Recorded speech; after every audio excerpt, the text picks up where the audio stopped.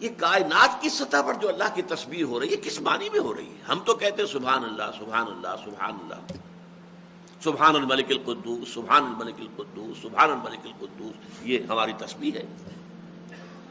کائنات کی ہر شے جو تسبیح کر رہی ہے وہ اس اعتبار سے کہ وہ اپنے وجود سے اس بات کا ثبوت دے رہی ہے کہ میرا پیدا کرنے والا ہر ضعف، ہر احتیاج اس سے پاک ہے، اعلیٰ ہے، عرفہ ہے، منزہ ہے۔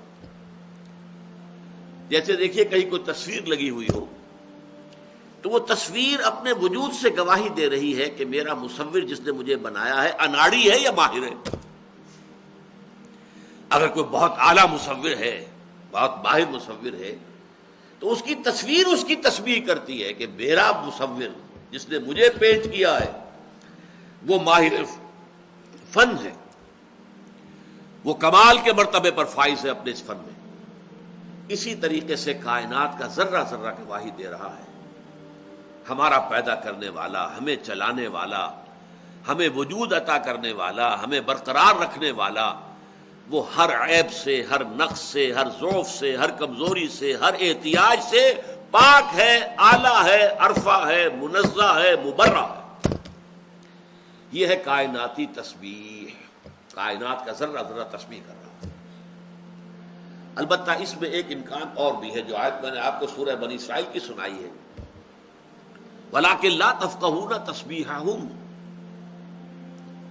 تم ان کی تسبیح کو نہیں سمجھ سکتے، جبکہ یہ تسبیح جو میں نے بیان کی ہے تو ہماری سمجھ میں آ گئی کہ کائنات کی ہر شے اپنے وجود سے گواہی دے رہی ہے کہ میرا پیدا کرنے والا ایک کامل ہستی ہے، جس کے نہ علم میں کوئی کمی ہے، نہ حکمت میں کوئی کمی ہے، نہ اس کے قدرت میں کوئی کمی ہے، وہ کامل ہستی۔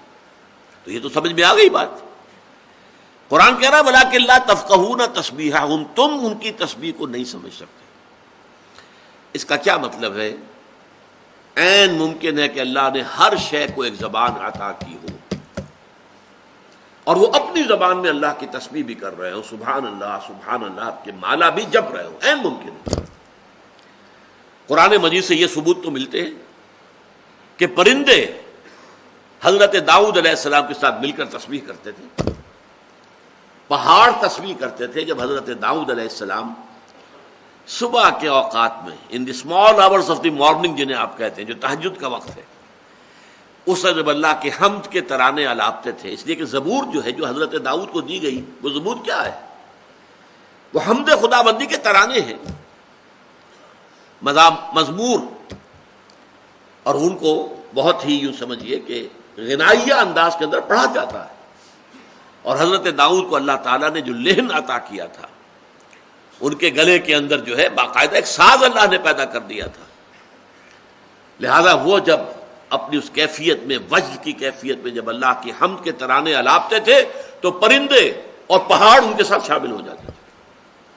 یہ قرآن سے ثبوت ہے۔ پرندوں کی اپنی بولی ہے، اپنی بولی میں وہ اللہ کی تسبیح کرتے ہیں، پہاڑوں کی اپنی زبان ہے، اور اسی کا ذکر آیا ہے سورہ حامیم السجدہ کے اندر بھی۔ قیامت کے دن ہمارے اپنے ہاتھ ہمارے خلاف گواہی دیں گے، اے اللہ یہ بدبخت تو نے مجھے اس کے حوالے کیا تھا، یہ مجھ سے غلط کام کرواتا تھا۔ ہمارے ہاتھ گواہی دیں گے، ہماری کھالیں ہمارے خلاف گواہی دیں گی، اور ہم حیران ہو کر کہیں گے میری کھال، میرے ہاتھ، میرے پاؤں، میری آنکھیں میرے خلاف گواہی دے رہی ہیں، لما شہدتم علینا، تم کیوں ہمارے خلاف گواہی دے رہی ہو؟ تو وہ چیزیں کہیں گی، ہمارے اعضاء کیا کہیں گے؟ انطقنا اللہ الذی انطق کل شیء، آج ہمیں بھی گویائی اور نطق عطا کر دیا اس ذات نے جس نے ہر شے کو گویائی عطا کی ہے۔ تو اس سے بھی معلوم ہوتا ہے کہ ہر شے کو اللہ نے کوئی گویائی دی ہے، ہر شے کو کوئی نطق عطا کیا ہے، اور وہ اپنی اسی گویائی کے مطابق، اپنے اسی نطق کے مطابق اللہ کی تسبیح کرتے ہیں۔